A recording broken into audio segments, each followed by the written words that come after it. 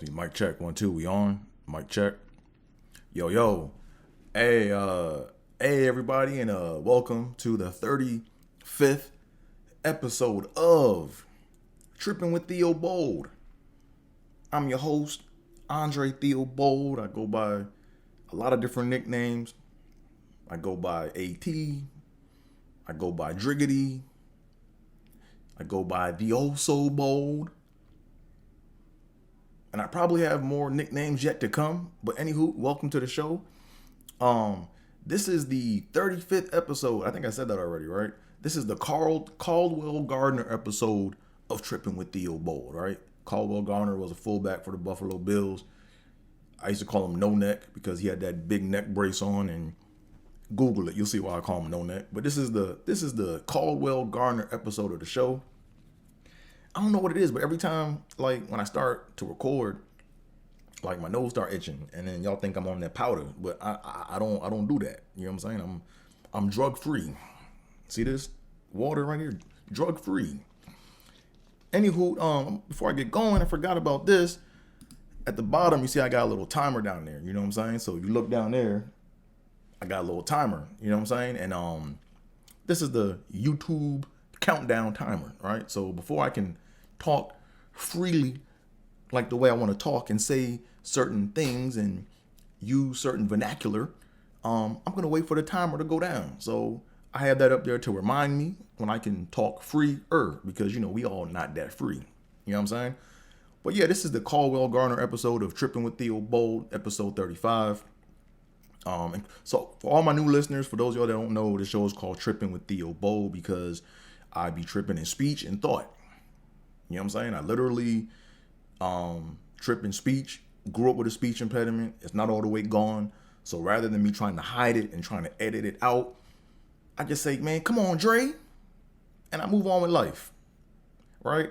And then this is it's also called Trippin with Theobold because I trip figuratively in thought. You know, like I have a lot of crazy ideas. I think a certain way. And it is what it is. So hence the name Trippin with Theobold. So welcome. All right. So before we get going, let me go ahead and pull this up right quick to make sure.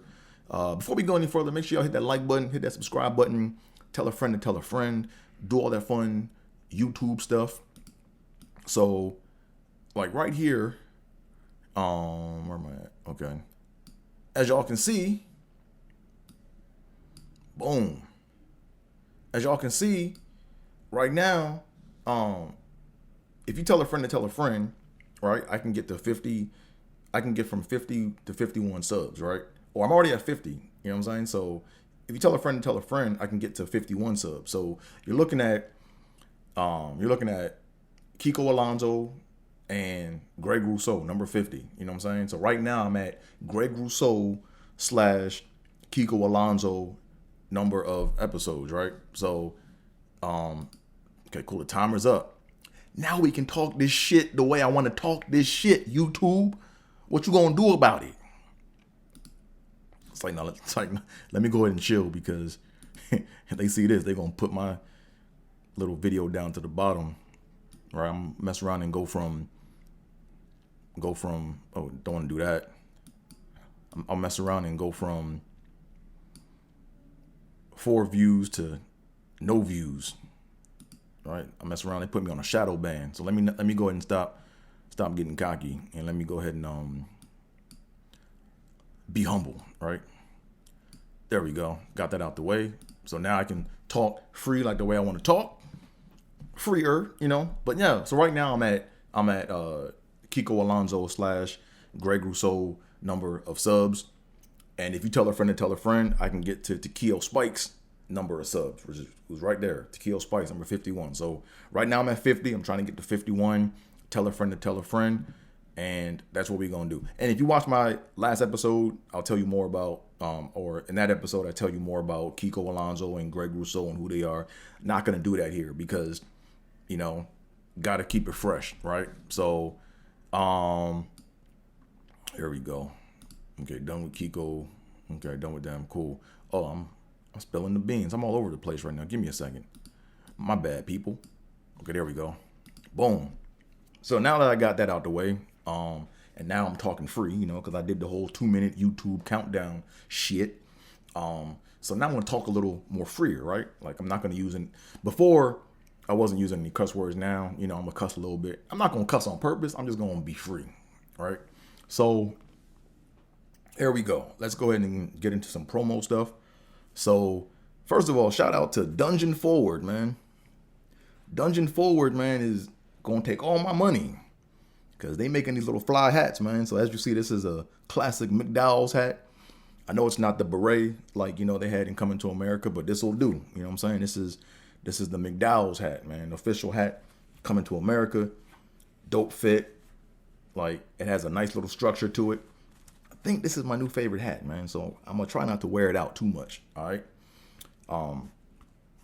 So when you think of garbage, it's like, thanks. Let me cut that out. But nah, I got the McDowell's hat, man. This joint is dope. It's official.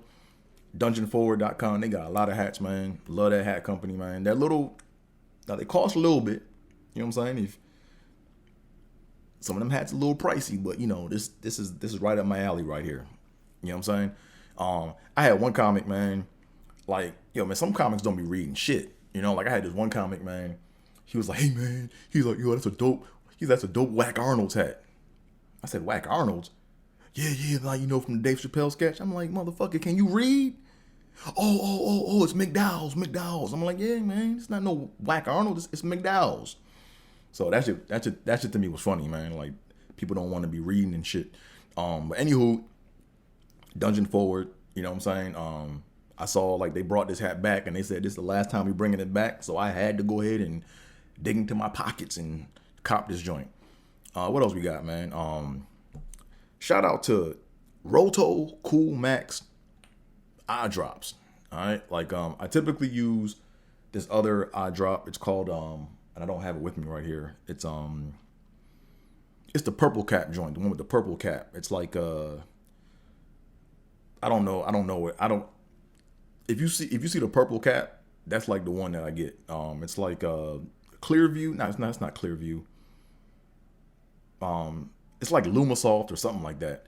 But I ran out of those eye drops, and now I got this Roto Cool Max. So I was in Target a few months ago, actually, almost a year ago.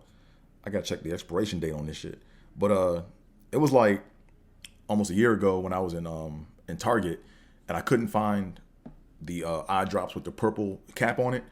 So there's one chick in the store was like, "Oh man, you got to get Roto, man. Roto it's an acquired taste." I'm like, I don't be drinking this shit, bitch. But she said like she was like basically like, you know, it's gonna burn, but trust me, you'll get used to it and your eyes will be clear. You know what I'm saying? So these motherfuckers burn. Like he put this in, it's like it's gonna take you about 5 seconds to see clear or to get the burn out, but eyes are clear.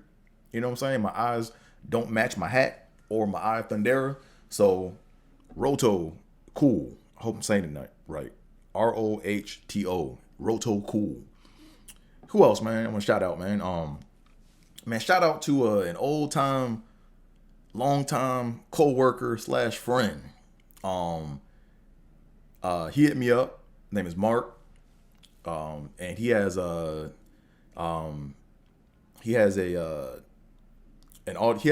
sound production company, or he's an artist, musical artist, you know.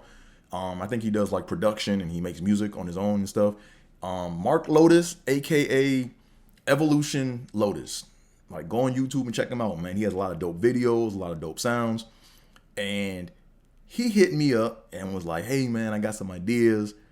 I want to work on your jingle before your podcast." And I was like, "Hey." I was hoping to basically come up with like a little jingle before this podcast or before the podcast starts. I was hoping to come up with one like before the end of the year, and we are in March, and look at that, man. Look at that. Look at God. You know what I'm saying? He came through. You know what I'm saying? So I sent him some files, and he's over there cooking up some beats, cooking up this sound jingle for me, man. I'm not sure if it's called a jingle. Like, I don't want to, like, you know, sound like I'm dissing anything, but it's like, it's going to be the intro music to my show. You know what I'm saying? So I can't wait to get it. So, man, shout out to him, man. You know what I'm saying? And it's funny. So if you're wondering why my background is in the movie theaters, right? It's because Mark Lotus, aka Evolution Lotus, was my manager when I worked at Hoyts Cinemas 12. You know, so this is the Hoyts Cinema 12 flashback edition of Trippin with Theobold. All right, this is the Hoyts Cinemas 12 Laurel Lakes edition of Trippin with Theobold. So in a minute, I'm gonna kind of go down memory lane and just kind of like have like a recant of my experiences at Hoyt Cinemas 12, because I worked there from my freshman year in high school through my senior year in high school. I was there for 4 years, man. You know, best job I had in the world, man. Best job I had in the world. But we gonna get to that in a minute. Also, right quick, shout out to my loud ass neighbors. You know, so throughout this recording, you know, you'll probably hear some like toddlers screaming outside and running up stairs acting a goddamn fool. You know, you'll probably hear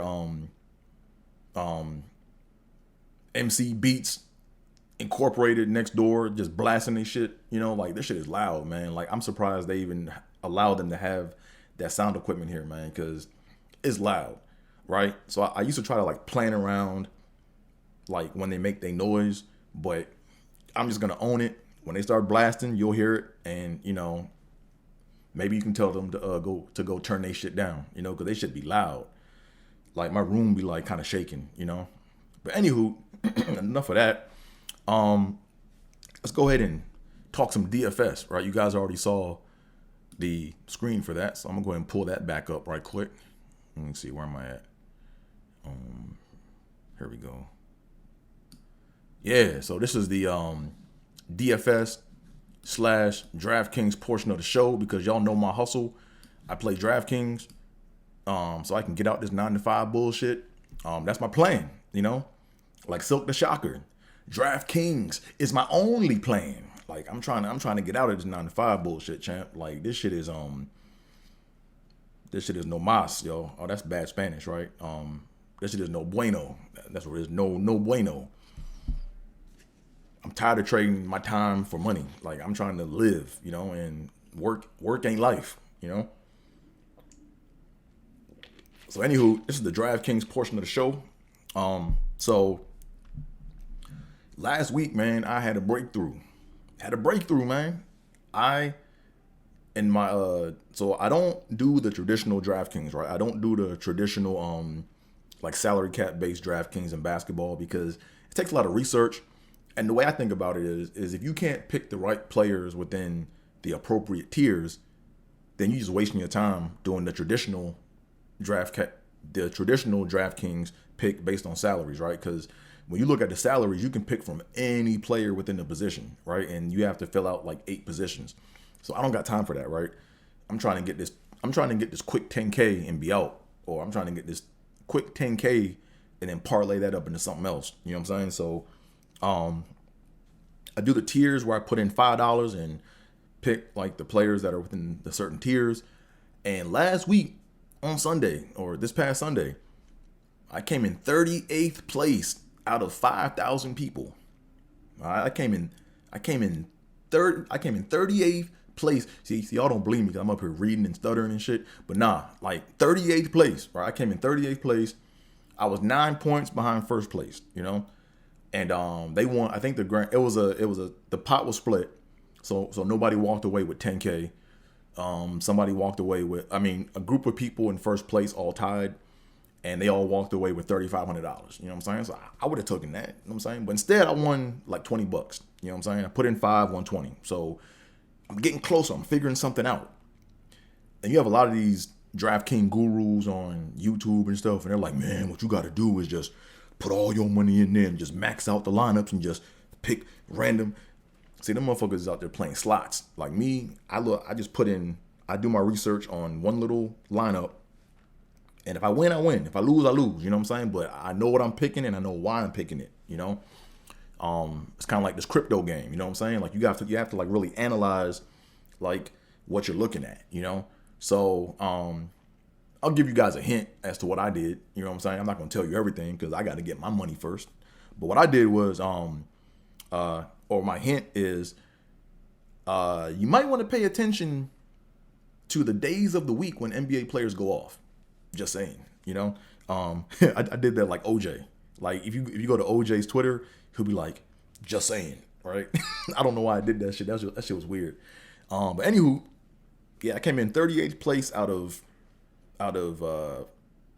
5,000 people. You know, so I'm figuring something out, and now I'm winning more too. Like I'm winning more consistent. Like I might not win 20. I might win $8.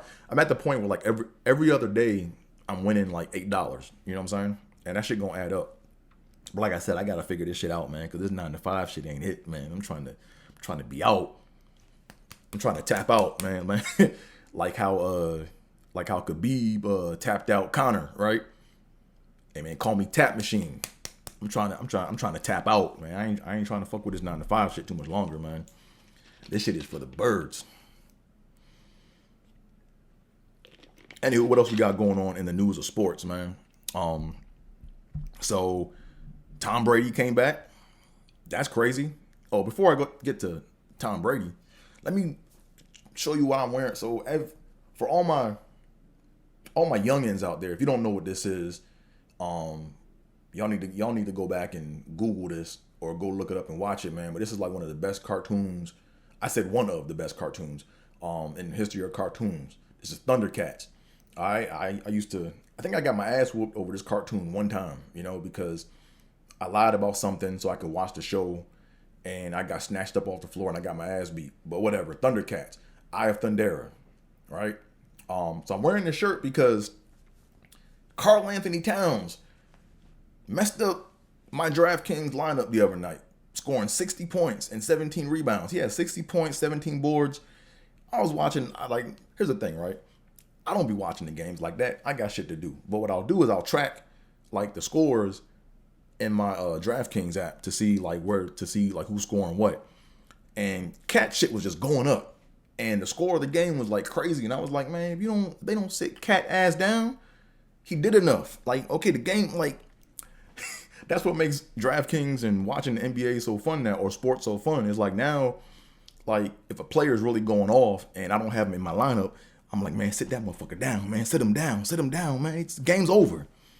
The game is like, they were up by like 20 points and they still kept Cat in the game. I'm like, dude. But that's how it works. And last night I picked Kyrie, and Kyrie did his thing. He dropped 60 points last night. So, you know what I'm saying? So I'm getting better with this picking shit, because like I said, I need to tap out, man. Tap machine. I'm trying to get out this shit. But anywho, in the world of football, Tom Brady's back. So I knew he was coming back, but I didn't know he was gonna come back this soon. I thought Brady was going for the jugular. Like, I thought Brady was gonna come back and go to the Browns, right? So a lot of y'all like, why would he go to the Browns? Like, what are you talking about? Well, if you do your history and if you know your homework, or I said if you know your homework, if you know what you're watching, right? The first team that Belichick was first Belichick was the defensive coordinator for the Giants under Bill Parcells, right? Then after that, he got a head coaching job with the Browns and failed miserably with the Browns, right? Well, he didn't fail, man. No, he actually got him to the playoffs. Then he dropped off and came back and then coached the Patriots after Bill Parcells, right? So I thought Brady was going to go to the Browns to take them to the Super Bowl and win, and then maybe retire, because then that would shut up all the controversy about is it Brady or Belichick, right? Because Brady went to the Browns ain't never been to the Super Bowl. And if Brady could get him to the Super Bowl and win, at that point, it's all Brady at that point. It's Brady. You know what I'm saying? So I'm not sure why he's going back to the Bucs. But what I think is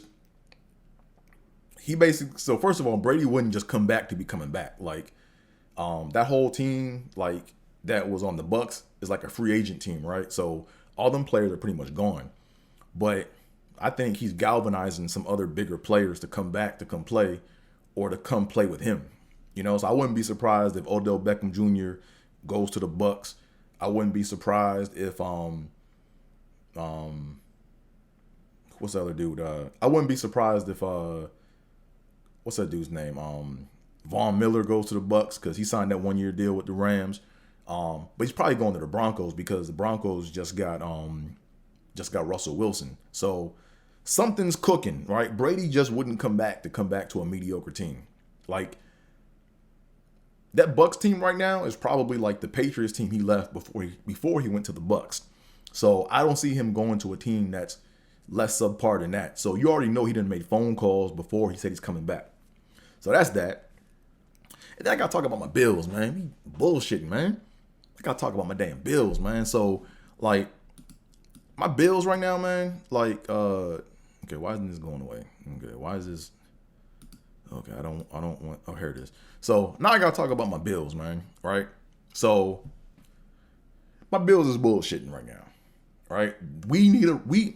My voice got high. That wasn't even a come on, Dre. That was a what the fuck was that, Dre? Like that wasn't a stutter. My voice just like went up in pitch. Like I don't know why. Like my voice went up. Now that was a stutter. Come on, Dre. Like my shit went up and pitched like a bitch, right? See, I was thinking about 3 things at one time and I tried to get them all out and blah came out, right? But what was I talking about? My Bills. We bullshitting, man. We bullshitting. Bean, if you hear this, who's our general manager, you bullshitting. Right? So our number one problem right now is the running game. Right? Josh Allen is not our running back. If we keep running Josh Allen will get his ass hurt.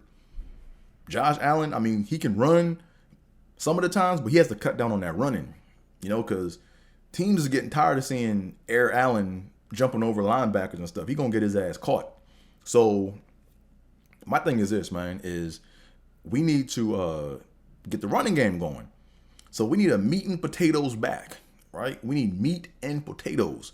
We need a back like Brandon Jacobs, someone that's just gonna fall forward and get 5 yards.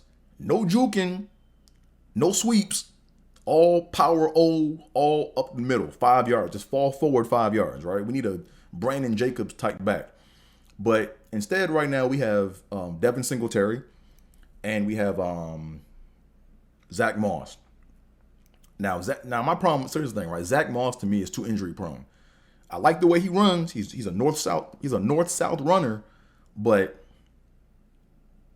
he just gets hurt too much.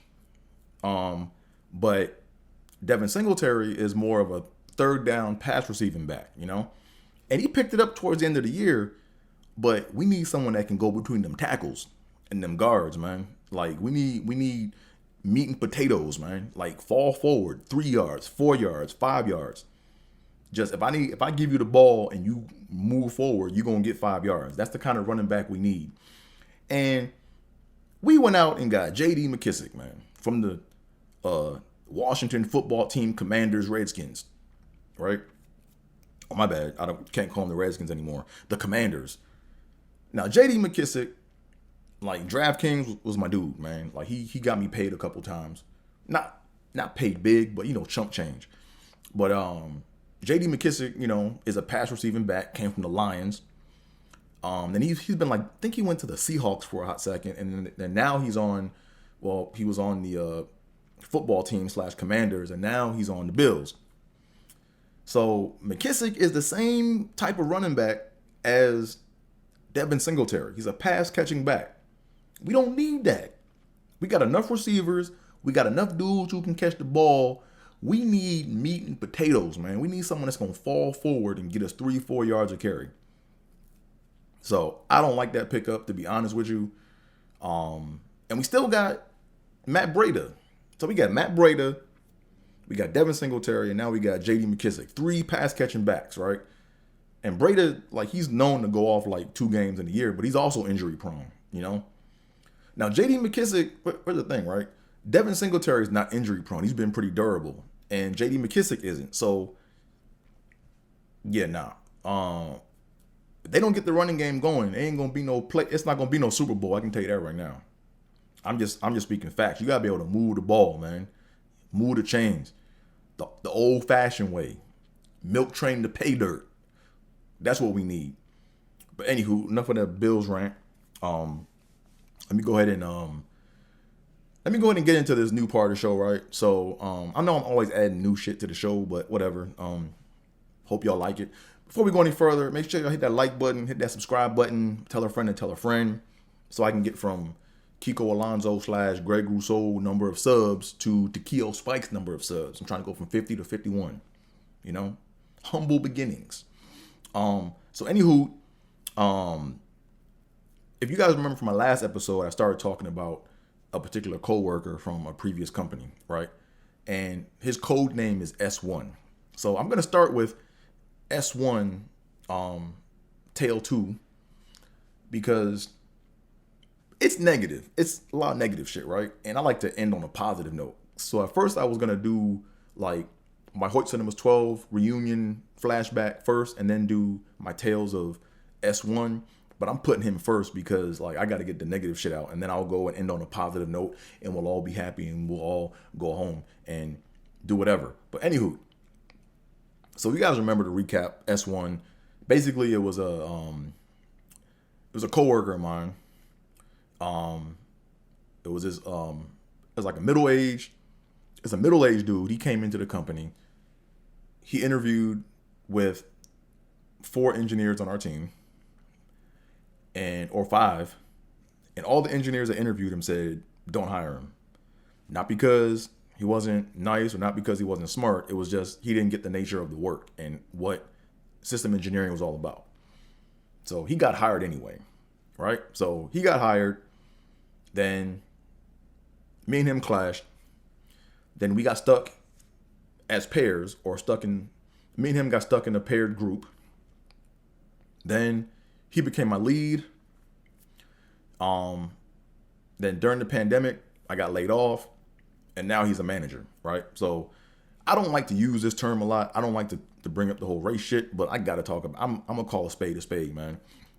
This is white privilege at its best. What I witnessed, like this dude came in, to our company, interviewed, was seriously underqualified for the position. Right? Everyone that interviewed him said, don't hire. He gets hired. He comes onto the team, does what the fuck he wants to do. Right? And this isn't just me like saying this, right? Like there's other people on the team that were like principal engineers. They were principal. They were like senior level. And they were like, yo, he don't know what the fuck he's doing. Yo, this dude, like, why is he here? Like while he's working, they're like, yo, why is he here? Like they will come to me like, yo, tell him to do this because he doesn't know what the fuck he's doing. Like I told him, but he doesn't want. So he did what he wanted to do. The company kind of conformed, or the group or the manager basically conformed to what he wanted to do around him, which was nothing. He's not technical. He's not political. He didn't get the game or the political games in the company, you know. Then I get paired with him. And after I get paired with him, he becomes my lead of a bigger group. And then during the pandemic, I get laid off, and then he's still working there, and now he's a manager of the whole team, right? That shit was mind-boggling, right? And the reason I know he's a manager is because I still keep in touch with my other coworkers that used to work with him, and they were like, yo, you're not gonna believe this, yo. And I'm like, man, I got a kick out of I gotta talk about this shit. So anywho, the story for today, or the tale of S1 today, I'm actually gonna speed up to like kind of like towards the end, right? Like I'm kind of doing this kind of like how they did in Last Dance. Remember the Last Dance, how they started with the Bulls in the beginning, and then they fast forwarded it, and then they fast forward, and then they came all the way back, and they kind of kept going like this, right, till they got to the middle, right?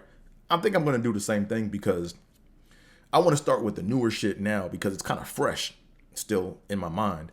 And I don't want to talk about this later because like later may not be for a couple months. So anywho, let me start to right before the pandemic, right? With S1. So right before the pandemic, like in our group, it was like 4 people, right? There was 1 contractor and then three hire, or three, come on, Dre. 3 regular hires, right? So he was the lead of 4 people, and we met every day or whatever. And basically, We did this little bullshit meeting where it was he just wanted to basically hear himself toot his own horn, right? So we had to kind of go around, say what we're working on, and then he would go in the end and say, well, I'm working on this and I'm doing this and this is what I'm doing. I'm like, man, I don't give a shit. But whatever. Which wasn't like he wasn't really doing shit. He was just shuffling papers. But anywho, right when the pandemic happened, man, like we're still going to work every day or whatever. And S1 would like he was always like big into the whole like making sure we're okay. He'd be like, hey man, is everyone okay? Like we're in these trying times. Is everyone okay? Hey, if you need to call me up about anything, call me up. I'm here for you, and all that corporate America pillow talk shit, Like, hey guys, we're in this together. Okay, guys, And he acted like he cared, And see, I keep messing with my nose, but it's like weird. Like right when the camera starts shooting, that's when my nose itch. It's not booger sugar. It's just, my nose itch. But anywho, he would kind of be nosy and just kind of be, and he had our phone numbers and stuff, So, so during the pandemic when shit hit the fan and we had to like kind of like scurry home and take what we could take home with us so we could work from home, he would like call our, like we'd have our meetings, and then in the meetings he would call up, and then he would basically have like these little positive powwows, So he's like, hey guys, let's put work aside. How's everybody doing? Huh? Is everybody okay? Are we doing good, guys? Because I'm really worried about our mental health during these times, And I really want us to come together, and just if you're struggling with something, just let me know, because I'm here. I care about you guys. I care. We're in this together. Let's work and get along. Like, let's put work aside and just worry about our mental. Like he was one of them dudes, you know what I'm saying? So every meeting, it's like you do this whole pillow talk shit for a half hour, or like he really cares, right? So fast forward a little bit, and what happens? I get laid off, right? I'm not gonna go into the whole story because that's kind of a long story in itself, but I get laid off, right? So I'm looking at my wrist like I have a watch, but there's no watch. I'm just doing this to be melodramatic, or I'm not sure if that's even the right word, but I've been away from that company for 2 years, and I haven't heard shit from this motherfucker. All that caring shit for about 3 months, I had to listen to a half hour of, I care. Hey guys, I care. Hey guys, I care. Hey guys, I care. Hey guys, I care. Hey, I care. Hey, we're in this together. Like I had to hear that shit for 30 minutes. In the back of my mind, I'm like, man, this motherfucker don't care. You know what I'm saying? And I haven't heard shit from this dude, right? So here's how I am, right? I'm just like, if you're gonna be who you are, be who you are. Be consistent. You know what I'm saying? Like if you didn't hit me up on the phone, or if you didn't do that whole come together, kumbaya, we're in this together bullshit talk, then I wouldn't expect to hear from you, right? But to have to hear this shit for 3 months, every other day of the week, just to hear nothing after I get laid off for 2 years, I'm like, okay, I see who you are. You are who you thought I would. I'm getting my words mixed up. You are who I thought you were, right? That's like that's like the old Dennis Green quote. Remember when Dennis Green on the Cardinals gave up that lead, and he said, "We let him off the hook." He said, "They were who we thought they were." Right? Well, S1 was who I thought he was. Full of shit. So this is just me. I'm keeping it a buck. Like, if I ever see this dude again in public, he better not walk up on me and say shit, because I'm going to be brand new. I'm going to be spanking brand new.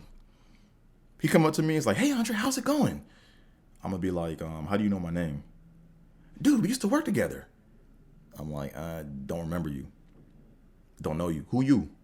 Don't know you. Have a good day. Right? He's dead to me. Right? Because I was dead to him. Right?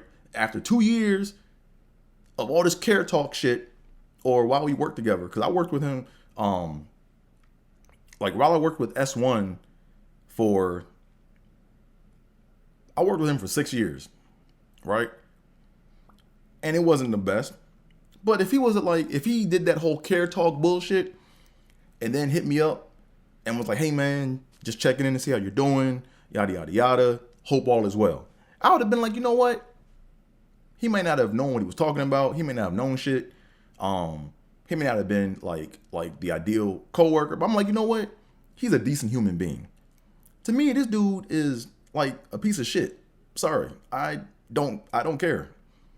I know that's harsh, but I don't. When you advertise that's who you are, and then you're in a position of power, and like you say all that shit, and all of a sudden you want to come in my face and key and shit and act like it's cool, I'm like, man, you know what, bruh, keep that shit moving. So if I ever see him in public, first of all, I'm not gonna see him, right? I'm gonna be like Ray Charles out in this joint. You know, I'm gonna be doing this shit. But if you ever run up on me and it's like, hey, Andre, how's it going? Who you? Hey, man, we used to work together. You remember? We used to work. I'm like, man, you got the wrong dude. Come on, man. You remember? Nah, I don't know you. Have a nice day. Right? So that's the lesson, man. Be who you gonna be. That's why I don't fuck with this 9 to 5 shit, man. This 9 to 5 shit, a lot of this shit is a waste of fucking time. A lot of this shit is a waste of fucking time. You go there, motherfuckers bringing bagels and coffee and shit, and then they want to do little trust building exercise days where we do the ropes course and go canoe, and we're building trust every day. Trust every day, you know? And everyone's like, hey man, I care. Man, you don't care about shit. We here like some hoes. We are some hoes, man. Think about it. The only reason why we show up to work is to get that check. We there for that paper. We subscribe to Bohica. Bend over. Here it comes again. How wide do you want me to open it? Okay, cool. Give me this check. Send me the fuck on. Right? We turn in tricks to get paper. Right? So that's why when Biden is talking this shit about going back to work so we can get our downtowns flourishing again and people can be around, man, fuck that, man. This is the new work, man. Work from home.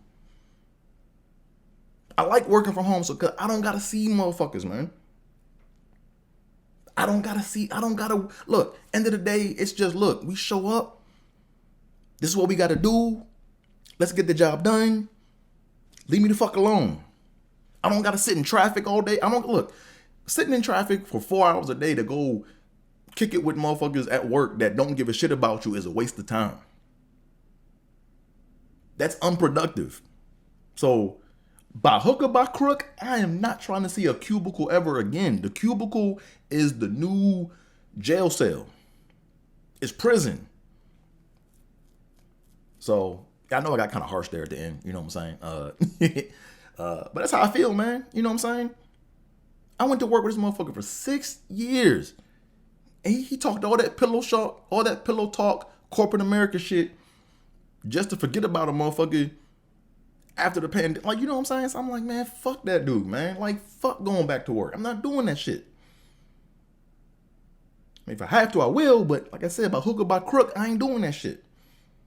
It's done. So anywho, that's like one of the tales from S1, right? Like, so I started there because, like, I know that sounded kind of harsh, but when I back up and kind of say how we got to where we were, like, you'll see. You know what I'm saying? You'll see. But that's the tale for the day, man. And the lesson from the tale is be who you gonna be. Be authentic. Right? Be who you gonna be. You know what I'm saying? Now at work, I know we kind of gotta, tap dance a little bit. You know what I'm saying? So we can, stay in line with the corporate structure and get the job and stuff. But don't come to me like you care about my personal life, and then I get laid off and I don't hear from you from 2 years. And then when you see me in public, you want to come up and act like shit is all good. Motherfucker, I don't know you. You dead to me, I'm dead to you. Have a nice life. Okay, enough of that. So see, that's why I'm glad I didn't end the show with that, because that's like real negative. But that's my experience. You know what I'm saying? That's been my corporate experience. You know what I'm saying? That was an experience that I had in my life that I got to get off my chest in one way or another. You know what I'm saying? But like I said, that's why I didn't put that at the end of the show, because it would have been weird to end the show like that. I like to end positive, right? I like to break down and then build up, right? So anywho, get some water in my throat.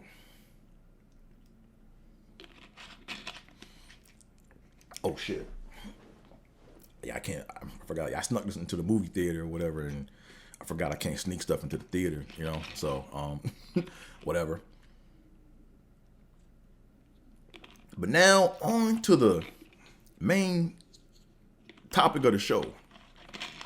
This is the Hoyts Cinemas 12 flashback portion of the show, man. Man, shout out to Hoyts Cinemas 12. Shout out to Hoyts, man. Like, so when I was doing this, right? When I first had the idea, when I first talked to when Mark, my former manager, reached out to me about doing my jingle or my song before the show, my intro song, I was like, man, you know what? I got to do a Hoyts episode, man. I got excited. I'm like, man, I got to do this Hoyts episode, man. And I'm probably gonna do another Hoyts flashback down the road, because there's so many people that cross paths within Hoyts. I'm gonna forget people. So hey, if you used to work at Hoyts Cinemas 12 in Laurel Lakes, and you worked with me, and you don't hear me talk about you in this episode or reminisce about you in this episode, I didn't forget about you. It's just like there's a lot of people that came across me at Hoyts, and there'll be another episode, and then I'll make sure that I include y'all, right? So if you ever worked for Hoyts or came across my path at Hoyts, feel free to jam up the comment section. You know what I'm saying? Say, hey, remember me from so and so? Hey, remember this? I'm like, oh yeah, I remember you. Yeah, you're cool. Boom, I'm gonna get you in the next one. All right, but let's go ahead and start talking, man. So Hoyts Cinemas 12 was my first job it was my first job I ever had. And it was the best job I ever had, man. I know a lot of people are like, man, the bar is set so low, whatever. Nah, that was the coolest job I ever had, man. Like, it was a job / hangout spot. Like, that was the spot, So the reason why I tried to work at Hoyts was funny, right? So the reason why I said I'm going to work at Hoyts, or I tried to apply for a job at Hoyts, was because I thought that would be the way to get at chicks. You know what I'm saying? Like, if I worked the door, and if I let chicks slide in, I could get their number and shit. You know what I'm saying? But I didn't think that, if a chick goes to the theater, she not going by herself. She going with another dude. You know what I'm saying? So every time I worked the door, like, all these chicks would come in with just dudes and shit. Like, you know what I'm saying? And I was like, damn, this was a bad idea. But it wasn't a bad idea, because I had fun when I worked there. Best job I ever had, man. The thing that really sucks, man, is I can't find any old photos, man. If you go on the internet, I can't even Google Hoyts Cinemas 12 to find any pictures, man. Just old pictures of Hoyts, man. Because that was like, man, I missed that place, because they reconverted it into a Lowe's Center.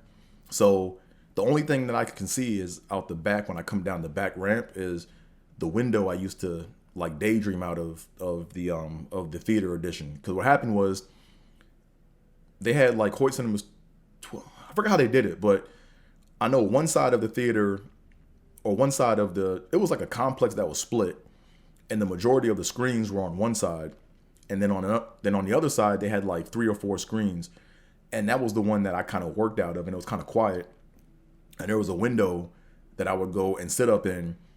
And that's where I would like daydream and just have dreams about shit, like whenever I was on my break, you know what I'm saying? And I remember like all the little shitty dreams I had about trying to make it to the NBA and playing in the NFL and all that shit. Like, I just, like, that was like my vision window, And that vision window, I don't think is there anymore, but that wall is still there. So when I drive by it, it's like, oh, this is where that window was where I would look out and like daydream a little bit. Not all day, because, you know, I wasn't daydreaming on the job all the time because, you know, I had to do some work. You know what I'm saying? I had to work and shit. You know what I'm saying? But that was like one of like my favorite like little landmarks, man, was that little spot. And there's like no remnants of Hoyt Cinemas 12 there. So anywho, man, Laurel is like changing, man. Like I grew up in Laurel, Maryland, and there were like 3 landmarks there, right? It was Shane's, like Shane Subs is like the structure for Shane's is still there, but I think they went out of business. It's like the oldest sandwich shop in Laurel. Like when I was in kindergarten, my mom was getting sandwiches from Shane's, you know. So it was Shane's, Laurel Center Mall, Hoyt Cinemas 12, and Laurel Lakes. Like that was just like, man, like I could ride my bike from my house.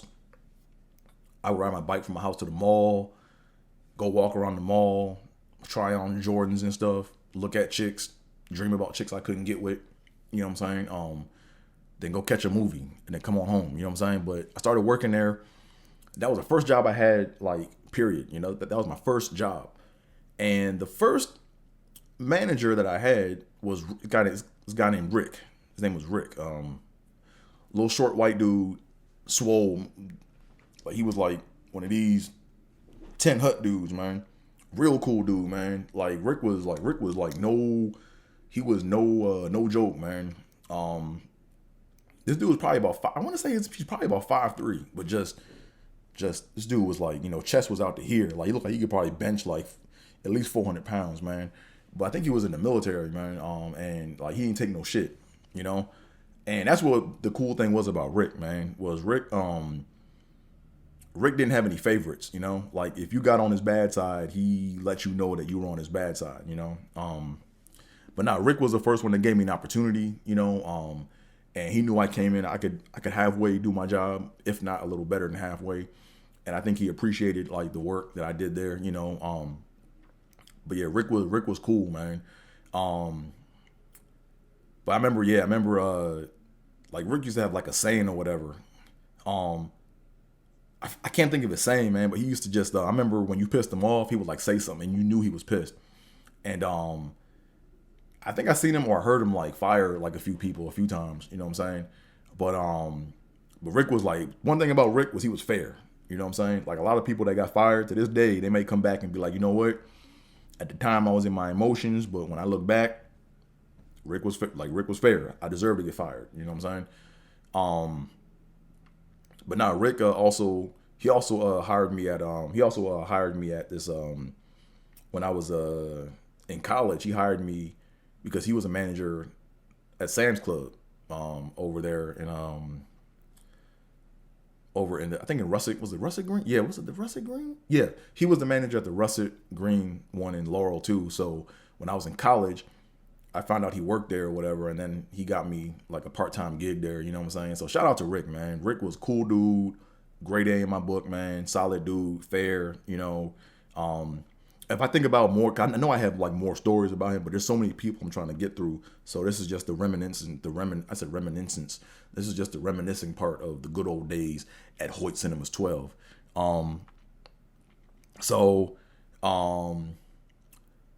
I'm not sure I'm going to do this because it's weird because there was a lot of people that worked on. So basically there were two, like the way it was kind of structured was you had like big managers, right? And Rick and Mark were like the two big managers of Hoyt Cinemas 12, you know? So Rick was there, I think, for about I forgot how long he was there. I forgot like if it was half the time or split. I think it was probably split. But Rick was there first. He's the one that hired me. And then Mark came in. Mark Lotus, aka Evolution Lotus, he came in, and he took over as manager, right? And I remember the first day I met Mark, man, it was weird, man. I remember I'm not sure if I ever quit, but I had times when I was in school and I would just kind of come back and forth. And I remember I came in one day, and I think I asked to talk to I think I either asked for Rick or I asked to talk to the manager, and I saw another dude there, light skinned dude, a little taller, more size or whatever, had on the suit and everything. And he has these like silver eyes, man, and like this real stern face. And I walk in there, I'm like, I'm looking for Rick, or I'm like, hey, I'm looking for the manager. And he's like, I am the manager. I'm like, oh, hey, yeah, I used to work here, or I worked here, and trying to, see what's good. I'm trying to see if I can't, like, get a spot, And he was pretty, like, he was real serious, man, like super, super serious, man. And I remember with Mark, man, I remember, so I know Mark is a real dude, yo. So this is why, like, me and Mark are cool, right? Because after about 2 years or so when I was working at Hoyts, I remember Mark pulled me aside, man, and we got cooler towards the end, and we cool now. But I remember Mark pulled me aside, and he's like, Andre, he's like, hey, man, I'm gonna be honest with you.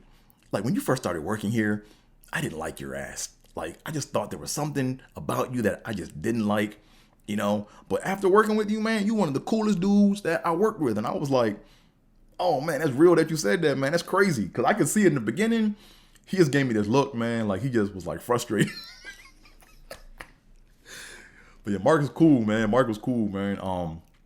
The funny thing that Mark did, man, I remember one thing with Mark was, wish I had a cup here. I'm just laughing thinking about this joint, man. Hold on, let me get this cup. Let me get this right quick. Let me do this.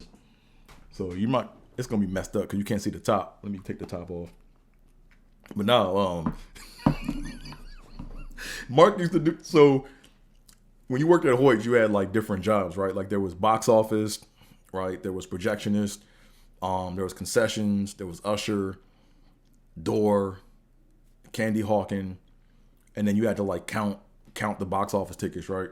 And they didn't really like they didn't let anyone just count money. Like there were some things, like some people just couldn't see a register, man. Like all they did was usher and clean up and like rip tickets, because the ticket stubs had to be accounted for at the end of the night. Because I didn't notice, but the movie theaters don't make money off the movies. They make money off of the concessions. So like when they tear the tickets up, that's Hollywood's money that they got to put in the bag, and the money that they get in box office goes to Hollywood or goes to the film production people. It doesn't go to the concessions. But anyways, I remember when I worked in concessions, and like one of Mark's pet peeves, man, was how people grab cups out of the back of, or how they grab cups from the concession, right? So he would kind of stand back and watch people work concession and look over the counter, and people would he would call it the eagle claw. People would take their fingers to grab the cups and pull the cups out to get the drinks. And Mark would get so mad at people doing that shit, man. I can't stop laughing at this shit. He would say, hey guys, he'd be like, hey guys, I know we're working concession. No, I know we're trying to work fast. We're trying to be efficient. But guys, no, don't eagle claw the cups. Okay. You guys are eagle clawing the cups. Like, you see this? Don't do this. Okay. Like, pick it up from the side, pick it up, put the cup in there and do that. Right. And like, he would sit back and watch people, and I would see other people like do the eagle claw on the cup, and he would just sit back and he would shake his head and be like, I don't know, man. But man, that shit was hilarious, man. The eagle claw. That's oh, that shit was hilarious, man. What else, man? Trying to think, man. As I think about more ideas, I'll come back, man. But yeah, Mark. So Mark and Rick were the two big managers I worked under, and then there were other managers that were managers, but they weren't like, I don't think they had like the level or the I don't want to say the status, but they didn't have the same ranking as Rick and Mark. So so other managers we had, it was we had Jeff. Oh, Jeff was funny, man. This dude Jeff was like super pretty boy, man. Always clean cut, fresh glasses or whatever, suit pressed, and he had a soft voice. He'd be like, "Hey guys, hey, what's going on, Like he was really soft spoken or whatever. Just, hey guys, hey, yeah man, what's going on? Like, let me see if I can do an impression with my glasses on with Jeff. This would be Jeff. Actually, see, his glasses were like real, like small. They were like kind of like small little, like, but I'm gonna do my best. He was like, hey guys, yeah. Hey, what's going on? Hey man, yeah, you know what I'm saying? We need to, hey, make sure you guys clean up and get out on time. You know what I'm saying? Because you gotta do it. And just, it's a little smooth. Remember, he was smooth, right? I remember one day he got pissed off, man, and shouted, man, and he came out of character, man. That shit was funny. Glasses fell off his face. Glasses fuzzy. I forgot what he got mad over, man, but that was. I mean, I'm not sure if what he got mad over was like funny or not, but just the way he got mad was funny, you know. Then it was Eric Lee. Eric Lee was like pretty sarcastic, you know what I'm saying? He said his little sarcastic shit. Funny dude. Who else, man? I'm just gonna go down my list, and then if I think of more managers and more people, I'm gonna just kind of go from there. But one dude I want to talk about at Hoyts Cinemas 12, man, is Scooby. We had this one cat I work with named Scooby. We just call him Scoob. Light skinned dude, real charismatic. He ran on the track team in high school. You know, he was a pretty good runner too, man. He ran the 4 and the 8, like real, you know, like he was like a slim dude. You know what I'm saying? Real charismatic. You know what I'm saying? Real friendly. You know, but Scoob was a hustler, man. Like he was a swindler. Oh man, he swindled me, man. So what he used to do was we used to like play this game called quarters, right? And basically there was a hard floor or there was a hard surface floor over on the on building 2 inside the movie theater. And oh man, so we played this game called quarters, and the way it works is you had to try to throw your quarter and get it the closest to the wall without touching the wall, you know? So whoever got theirs to the closest to the wall, everyone would be like, hey man, it's touching the wall. And then what you would do is you get a piece of paper and then slide it behind the wall, and if the quarter moved, then it didn't count, right? But Scoob, man, I don't know how he would get his quarters always to the closest of the room. He would clean up quarters, man. He would clean up and walk away with like $5 every time we played quarters, man. But here's a story about Scoob, man, that was funny, man. I'm gonna get to that story in a second. But nah, so Scoob, so we used to have these like candy bins out behind the registers, right? And Scoob would always, like, he would act like he's at home at the movie theater, you know, like he would just walk by the bin and just scoop out some candy and shit and just be doing this on the job, right? So every time he walked past the candy bin, he'd be like, he always, when he was cleaning, his mouth was always chewing, you know, like he'd have the broom in the bin and he'd have a handful of candy and he'd be cleaning and sweeping and doing this shit. Hey, what's up, man? Like, he would just reach in like, and you see these customers come up and you had to basically, like, you know, there's a scooper inside the bin for the candy, and you had to like scoop in to get the candy and put it in the bag and then go weigh it, and then they would have to go pay to eat their candy. And Scoob would just come in there, just grab a handful and be walking around like chewing on that shit slow all day, you know, and customers would be looking like, this motherfucker is reaching in the bin just grabbing candy. But man, that was a funny dude, man. But here's a story about Scoob, man. So Scoob, oh man, this shit was funny, man. Now that I look back at it, it was funny, right? So Scoob, basically we got paid like I think every other Friday, you know, and we got our checks.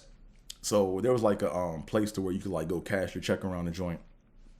And Scoob would always like, he'd be like, hey man, yo man, he'd be like, man, I borrowed $20. I'd be like, all right. And he would pay it back, you know what I'm saying? But it just kind of got annoying, man. Like every time I got paid, it's like I had to go and borrow. Like he'd be like, hey man, can I get $5? I'm like, shit. And he knew that you had money because like because it was payday. So it wasn't like, hey man, I don't got it. It was like, nah, you just got paid. Let me get $5 right quick, you know? So So he would do, man, like he used to like butter me up. You know what I'm saying? He was playing this little con game. He would like butter me up and shit, right? So I remember there was a chick that went to his school. You know, her name was Kyra. No, this chick named Khadijah. So Khadijah, like, she was bad. You know what I'm saying? So I remember she came into the theater one day, and I think school saw that, oh shit, Dre likes this chick, man. Like, I was like, my eyes were locked on her, right? So a few weeks go by, and he's like, yo, Dre, man. He's like, man, remember that light-skinned girl who came in here? You know, that chick Khadijah? I was like, yeah, why, what's up? That's her? He's like, yo, man, she think you cute. He's like, man, is it okay if I give her your number? I was like, nigga, hell yeah, man. Give her my number, man. Shit. Like, why are you even asking me, man? Just go ahead and give her that shit. So, then he'd be like, hey, man. So he told me that shit on a Friday and was like, hey, man, you got $20? I'm like, oh, yeah, I got you, man. Yeah. So he basically buttered me up by saying that this chick liked me or whatever and shit. So I would come off my money a lot quicker. You know what I'm saying? So give him $20 or whatever. And like, you know, I'm waiting on this phone. So I'm going home every day after school and I'm waiting on this phone call from this chick. Like, man, I can't wait for Khadijah to call me, man. Like, man, she gonna call? When she gonna call? I'm sitting at home doing my homework, saying, man, when is she gonna call? When is she gonna call? You know? And then she don't call. And then I hit school, but I'm like, yeah. I was like, hey, man. So we talked for a little bit, you know, and I'm like, hey, man, you ever, give Khadijah my number? Oh, man, I forgot, man. Man, I don't see her on Tuesdays, man, but I see her on Thursdays, man. I'll make sure I give her your number then. I'm like, all right, cool, man, give her my number and shit. So then Thursday come by. Matter of fact, I gave him a week. You know what I'm saying? Hit him back up the following week. Like, hey, what's going on, man? Hey, man, did you watch the game the other night? Yeah. Hey, man, you talked to Khadijah? Yeah, you give him my number? He was like, oh, man, yeah, I forgot, man. Yeah, right? So that goes on often. I'm like, man, whatever, you bullshitting, right? Then, like a couple days go by again, and then I call him up, and I got that last gasp of hope, like maybe he didn't forget. Maybe he didn't forget to give his chick my number, man. So then I hit him up. I'm like, yo, did you give Khadijah my number? And then he goes, man, guess what? I'm like, what? He's like, man, I'm talking to her now. I'm like, man, what the fuck, man? How you gonna tell me that this chick like me and you gonna give her my number? And then I do all this waiting and all this following up and you don't hit me back or whatever. And then all of a sudden now you talking to the chick. I'm like, man, whatever, man. So then I come back to work. We start working again and shit. And I guess he need to borrow some more money, you know what I'm saying? But he always pay me back. Like, he wasn't never the type to like not pay me back, because I got to get my money back, man, because I don't play with my bread, you know what I'm saying? So anyways,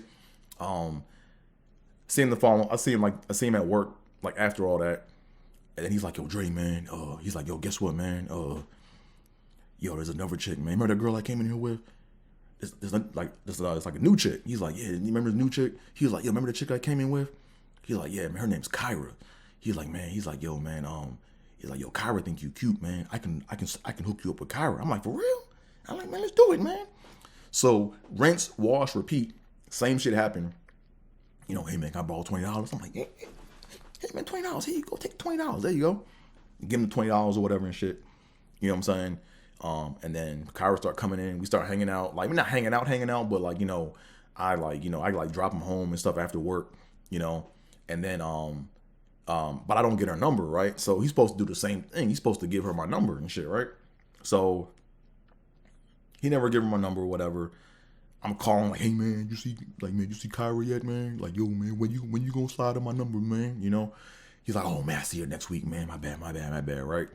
I call him again, man. Finally, he's like, me and Dre, man. He's like, man, you're not gonna believe this. Man, I'm dating Kyra now. I'm like, man, you full of shit, man. Whatever, dog. So after that, I was like, okay, I get the game. It took me 2 go-rounds to get the game, but that's what the game was, right? So, anywho, the thing I question, though, is if either of them chicks really like me or not. Like, to me, it's like, it would be funny, like, if they did, but, like, I just missed my opportunity or whatever it was back then. But I got a funny feeling, man, that it was all a game, man. It was all a game. So, Scoob, if you watch this, man, in the comment section, man, let me know, man. Were you playing me, man? Like, was that a game? Like, was that a hustle? I think it was, man. But you never know. You know what I'm saying? Matter of fact, if I'm asking you if it's a hustle, I'm giving you another opportunity to hustle me. So, I don't really give a shit, but whatever. What else we got going on, man? Oh yeah, Darnell, motherfucking Darnell, man. So Darnell was just like, I think he was older, but he was just like kind of like small. But Darnell was like weird, man. Like he only did Usher, you know. But I think he was good with numbers and shit. But he only did Usher, and like he was like real quiet. But he always like made fun of how I talk, you know what I'm saying? So like anytime like we had like a meet, it wasn't a meeting. It was like anytime he came around, it was like me and whoever else, and like it was weird. Like anytime I was talking to him, like he wouldn't like look like he was gonna. He wouldn't look like he was gonna get ready to laugh in my face. But when I got around other people and like a bigger group, he would like be like giggling and shit and like watching me to see if I was gonna fuck up talking and shit. He'd be like, and he wore thick ass glasses and shit, so he'd be like this.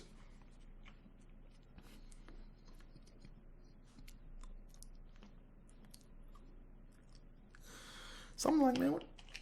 Just weird. Like, motherfucker was weird, man. So, but he just did Usher. Like, he just swept up shit or whatever. He just swept and shit. Like, that's all you see him doing was a sweep, and he would move. He would get the theaters cleaned up real quick.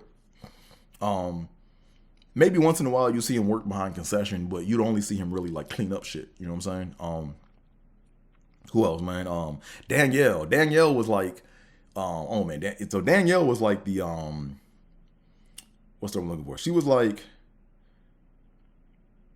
like the star of Hoyts Cinemas 12. She was like the star, man. Like everybody, like she was like real super nice, super like outgoing. You know what I'm saying? Always smiling. She worked concessions, box office. She didn't do the door or the usher stuff. She just did like because she was a pleasant, like she's a pleasant, like a pleasant. She had a pleasant countenance. I think I used the right word, but all the dudes thought Danielle was bad, man. Like she was like the Hoyt Cinemas 12, like eye candy. You know what I'm saying? Like all the dudes would be like, man, you see Danielle? Oh man, you see Danielle? You see Danielle? Man, Danielle, man, what's up with Danielle? Man, what's up with Danielle? What's up with Danielle? Right? Even the customers would come in, right? Come on, Dre. Like even the customers would come in, right? And they'd be like, man, who was that? Who was that girl right there? Man, who was that? Like yeah, she turned heads, man. She was tough, you know what I'm saying? But she was real nice too, man. She was real cool, man. Like always helpful, you know. But you didn't want to get on her bad side. She had a bad side, but she was always like real nice, you know what I'm saying? Always very helpful. You know, she always wanted to like, you know, team player. You know what I'm saying? Like she wasn't too good or above anything to do something, but it was weird. I never saw her as an usher. Like I never seen her sweep one row. Like you see these rows behind me? They give us this little ass broom and this little dustpan stand. We had to walk through and do this shit. You know what I'm saying? And then mop at the end of the night. But I never saw her work. I never saw her work usher. Now she probably worked door maybe like 1% of the time, but she was always like either concession or box office. And then she counted tickets too. So that was kind of like where she was. Then you had Antoinette. Antoinette was another one, man. She was also she was some eye candy too. Back then, like all the dudes were like, man, who that, man? Hey, who that? Like, hey, who that? You know what I'm saying?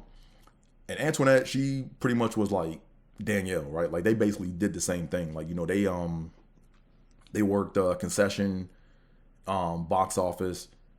But I never saw Antoinette work like door, I don't think. When I say door, I mean that's the person that rips the tickets, you know.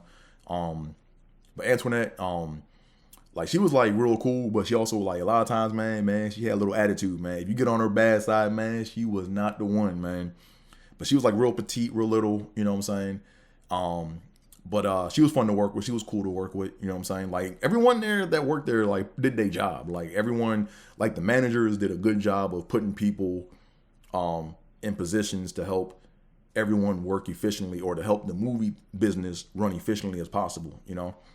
Me personally, I did everything but projectionist. Like I wanted to do projection. Like I wanted to put that on my resume, you know?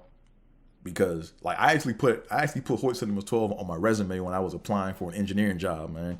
And I learned that you don't do that, you know, which is to me is messed up. But I mean, it is what it is. That was my job experience at the time. Oh man.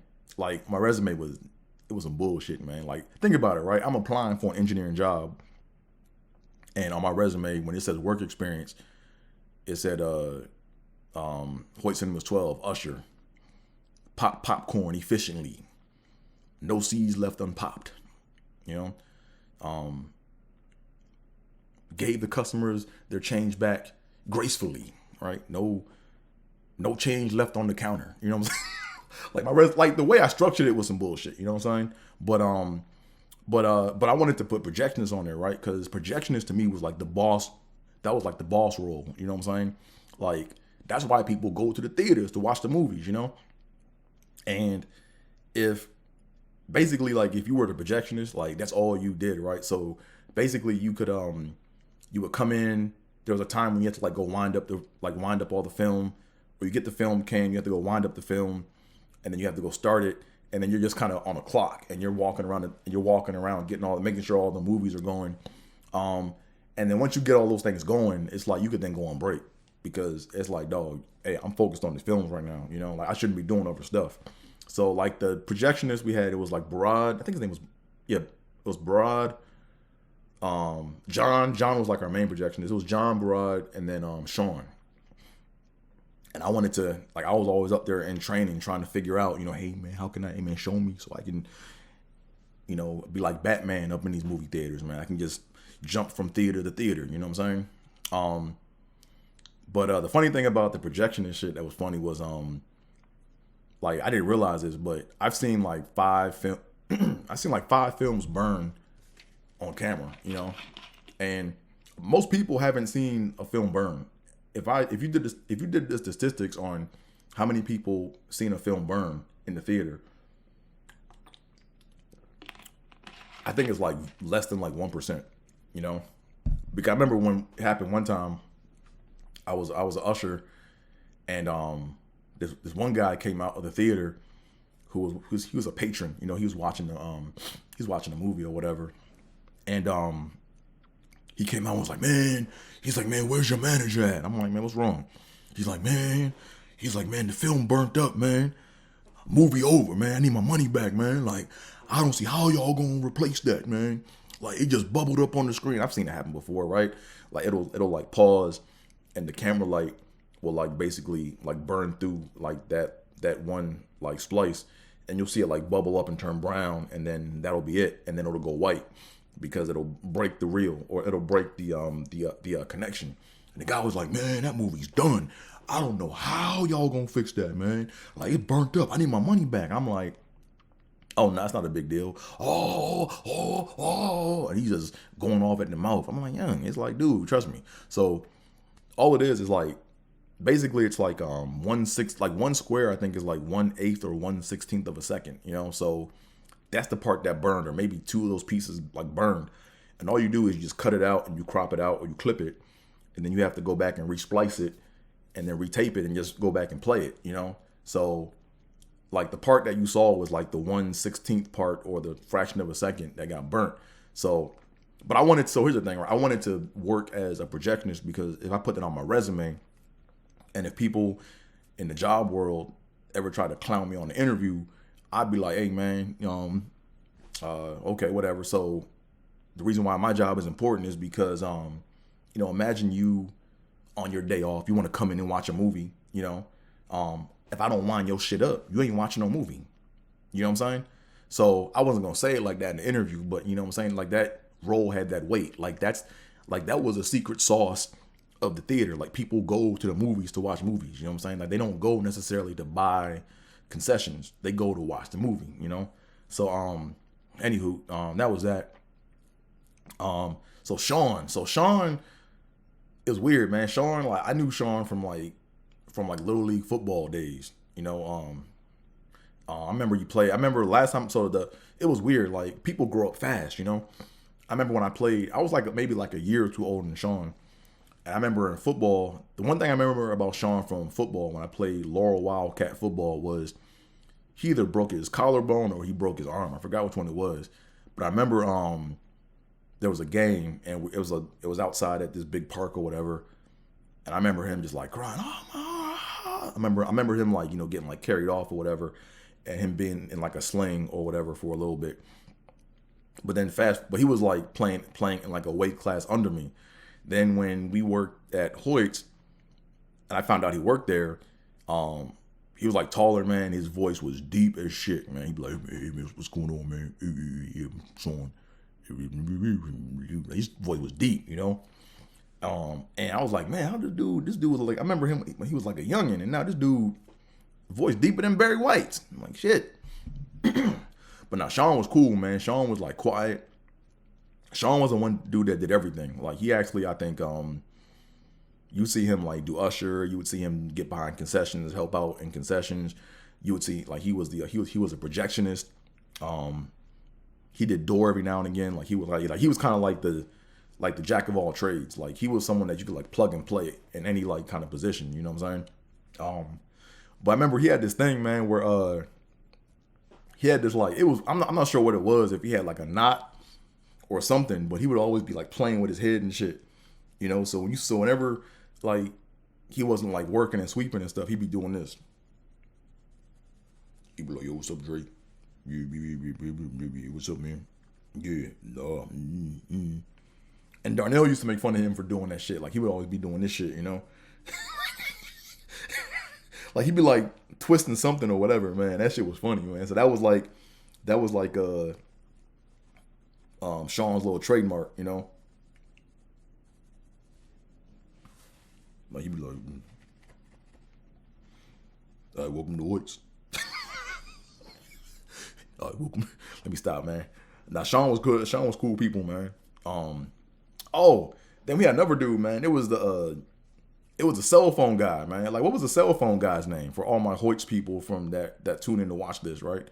Like, I'm talking like I got a big audience and shit. Like, you know, I got like 50 subs right now, but who knows? This video might blow up, you know what I'm saying? And some of y'all Hoyts people might come back and you might have to answer, right? But there was this one dude, he was a cell phone guy. Like, he was pushing cell phones before, like, cell phones even, like it's, you gotta think, like, I'm gonna kind of date myself, but, this dude, this was like back like in like 97, where this dude had like a table next to the concession stand or across from the concession stand, and he would set up and be trying to sell phones, and he would try to get people on phone plans or whatever, you know.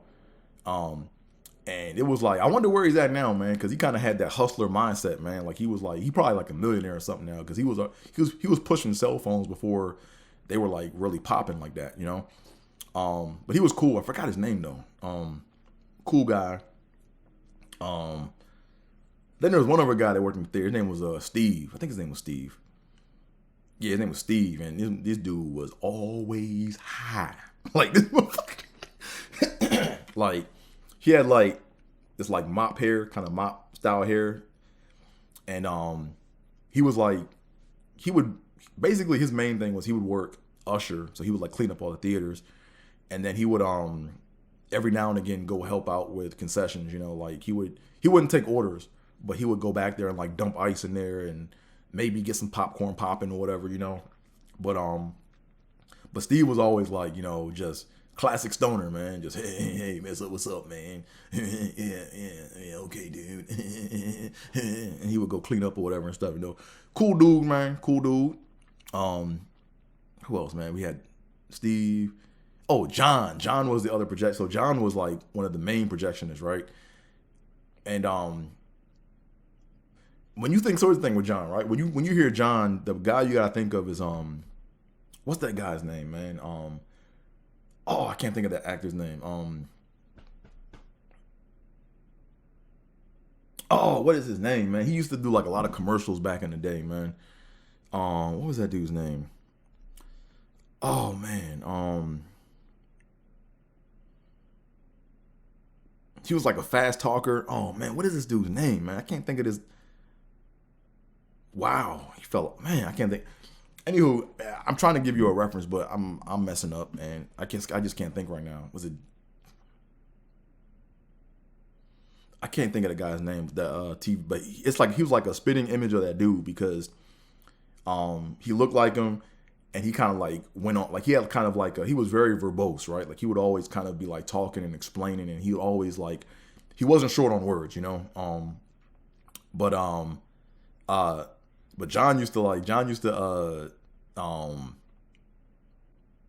oh man, I'm trying to think. Like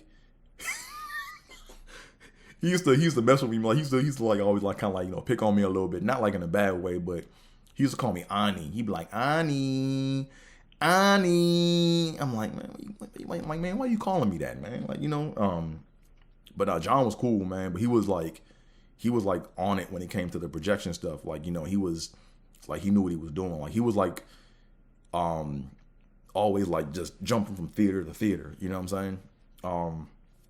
And it was weird because I don't think I ever seen John work. He may have worked in session, but he may have started out there. But when I was there, he was hardcore projectionist, man. Just always up in the attic. You know what I'm saying? Always up in the attic or up in the film rooms or whatever and stuff. Oh man, this is taking me back down. Come on, Dre. Like this is taking me back down memory lane, man. Who else, man? Yeah, I'm going on and on and on and on, man. But like I said, man, there's just so many memories at Hoyts. I remember like one of my favorite jobs. It was weird, man, but I used to have my little Geo Metro. I forgot about who was it? Mia. Mia used to work in there. Mia was cool. Like she worked in session. She may have did Usher a little bit, but man, all she played was go-go music, man. Like when she ever pulled up to work, man, you would just hear the go-go cranking in that joint, man. She was a go-go head, man. Like man, she had that go-go on blast, man. For those of y'all that don't know, go-go music is a it's a music native to the land of the Maryland, D.C. area. It's very heavily percussion based. There's a lot of congos and drums and rototons and bass guitar, keyboard.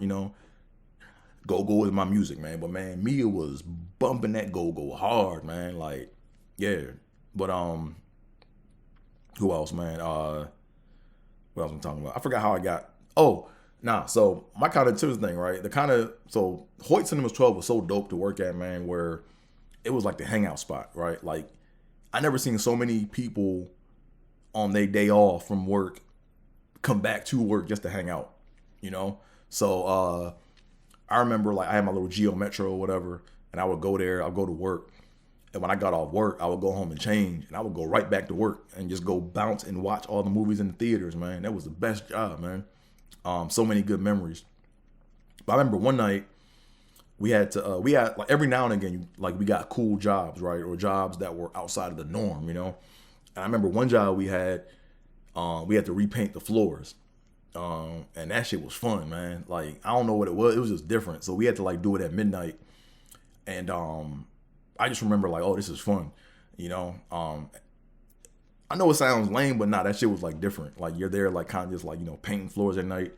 And then I remember like the ceilings of the theaters were like really, really high, and we had to change those lights. So it was like, I remember we had these like long, super long poles with the thing to grab the bulb.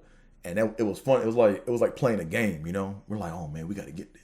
Got it. And then you had to make sure that you didn't break the bulb, bro. You had to make sure that you grabbed the bulb, and you had to make sure that the bulb was firmly in the grip of the light catcher, right? Because if it broke, man, that's gonna be a lot of work or whatever. But that was fun, man.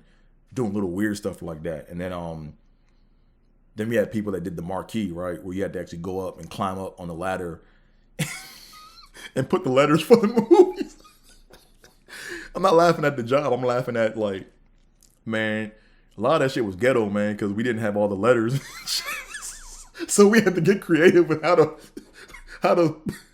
put the letters up to make sure people knew what movies we were showing. Man. Oh man, that shit was funny. Oh, that was funny. Those were good times, man.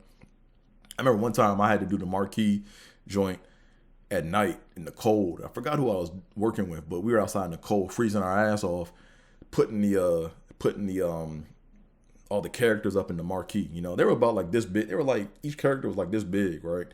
But it was like you had to like it took a little skill to do it, But then what else, man? Oh man, yeah. So like Jerry Subs was like the go-to lunch, man. Like that's all we ate, man. So I think we kept Jerry Subs and Laurel employed. They probably got like 90% of their business from us, because every time it was lunch break, man, Jerry Subs, man, get the chicken joint, whatever, right? And then someone would go on break and then go grab the food and bring it back, and we'd eat in the break room or eat in the manager's office, and then get back to work. But yeah, man, I missed my Hoyt Cinemas 12 days, man. So next time I do this, hopefully, I mean, maybe I'll do it more times. I don't know, but I still got my vest from Hoyt's. It's not here. It's back home in Maryland at my mom's house. But I got my vest. That joint still smell like butter and shit. But I still got my vest. And the cool thing they had was they had like these little pins, right? These little pins that you put in.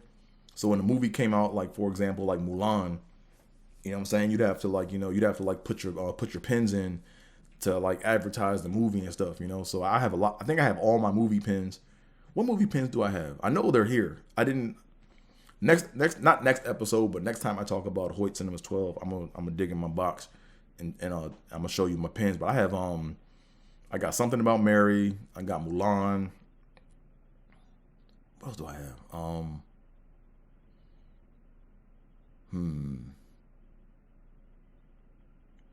Man, wow. Something About Mary. I might have like a Men in Black one. But I have like a lot of like movie pins, right? So I have like, I think I have maybe like 8 movie pins. I think I still have. But nah, man, just good old days, good memories. You know what I'm saying? But yeah, I think I'm gonna stop talking about that there because I'm already like an hour and a half in, and I don't want to make these podcasts too long. But yeah, this is the trip down memory lane, the Hoyt Cinemas 12 edition. Before I go any further, make sure you guys hit that like button, hit that subscribe button. You know what I'm saying? Tell a friend and tell a friend so I can get to Keo Spike's number of subs. Right now I'm at 50. I'm trying to get to 51. Humble beginnings. And also in addition to that, AT is where it's at on all forms of social media. Follow me. What else? So that's all I'm going to talk about today for Hoyt's Cinemas 12. Let me talk about this comedy bump, a quick comedy bump portion of the show, right? So last night, I was out and about on the comedy scene or whatever, because as you guys may or may not know, I'm a comedian. I tell jokes. But what happened, man? I was at this one spot, and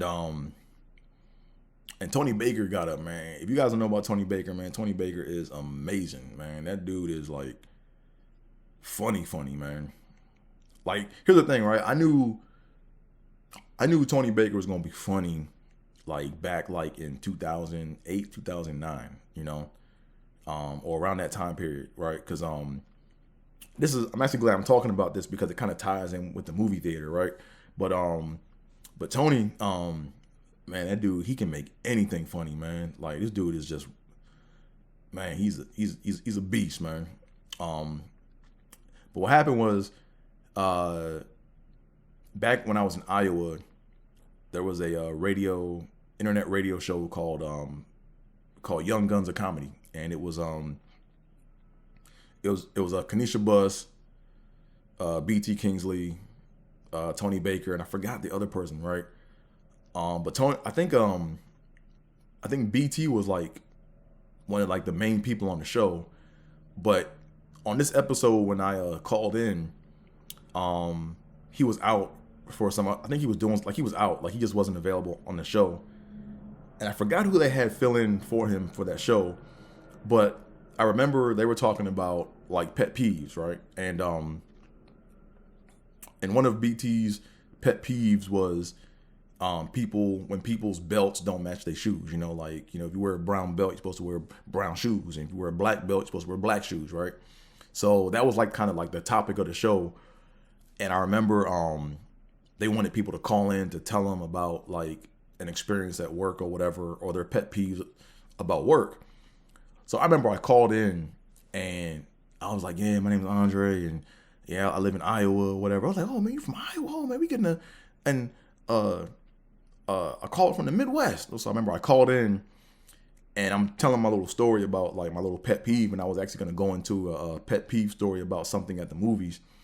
And I was like, yeah, man. So I used to work in the movie theater, and right when I said, hey, I used to work in the movie theater, Tony jumped in and was like, hey, man, did you ever smash in the projection booth? And man, nigga, I laughed for like I just couldn't stop laughing, man. Like, I was laughing so hard I couldn't even like finish. I couldn't even go beyond that.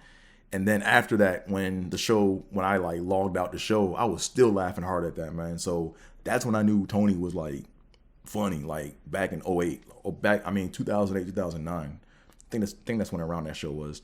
But anyways, last night I'm out hanging out, you know what I'm saying?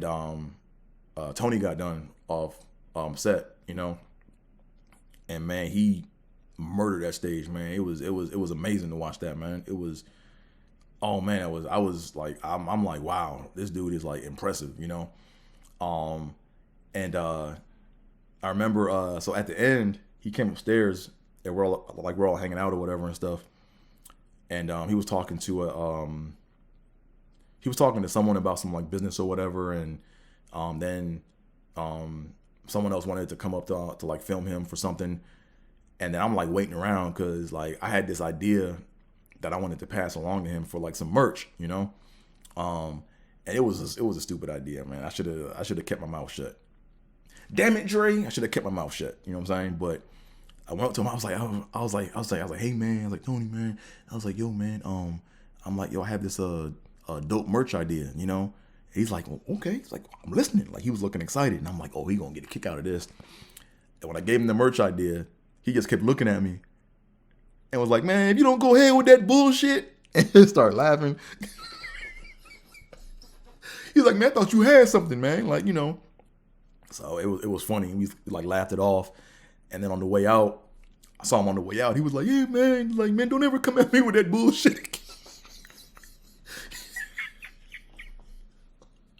No, but in my mind, I thought it was a dope idea, man. But it was bullshit, man. But that was all fun and games, man. But that's my comedy bump, man. So it's like, and it's weird, man, because like a lot of times I'll be at a show or like I'll be at a mic, and there'll be like a bigger name comedian, right? Someone that's like really like big or like high up. And like other comedians will come up to me, or just in general, like other comedians will like, you know, go amongst each other, and they'll be like, hey man, yo, I thought of a tag about so-and-so's joke. And then they tell it to you, and you like, where's the spoon? Like, where's the spoon? like you know, like, you know, Coming to America. Okay, you guys get it. But like they'll try to like give them a tag or whatever, or they'll be like, hey man, I want to run this tag by you to give to so-and-so. And if you think it's funny, then they'll run off and then go tell that comedian the tag or whatever, because they're building confidence in themselves to go give the comedian that tag. But if you don't laugh, they'll be like, oh, well, I just thought of it, man. Hey, man, if you want to give it to so-and-so, man, give it to him. And I'm like, nah, I'm not doing that shit. No. Yeah. So I've been known to give out a few bad tags, man.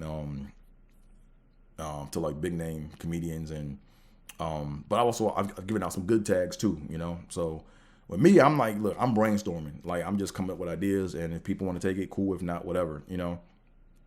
But that was my little comedy bump of last night. You know, it was a fun bump, you know, but I learned, you know, hey man, just I got to think more about my ideas, and because really it was a half baked idea, you know what I'm saying? It was like half baked. I didn't really think it through, you know, and I don't know, like what it is. But what else I got up next, man? I got a couple shows coming up. Actually, March is gonna be a good month. I mean, I think I have a lot of shows coming up, man. Yeah, I got a couple shows coming up, man. So AT is where it's at on all forms of social media. Follow me. You know, and when you guys go there, you'll see all my shows that I post up. You guys can see them there, either on my Instagram or my Facebook. You'll see all my shows that I have coming up. But Anywho, like I said a few minutes ago,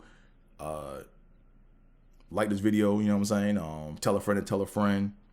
You know what I'm saying? Jam up the comment section.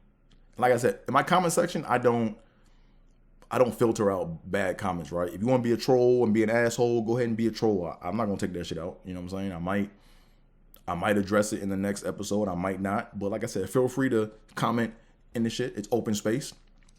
But once again, AT is where it's at on all forms of social media. It should be not there. It should be there. Okay, there it is. Yeah. There. Okay. Yeah, it should be on all forms of social media. AT is where it's at. And without further ado, that wraps up the 35th edition / episode of Trippin with Theobold. So, I'm out of here, folks. Peace.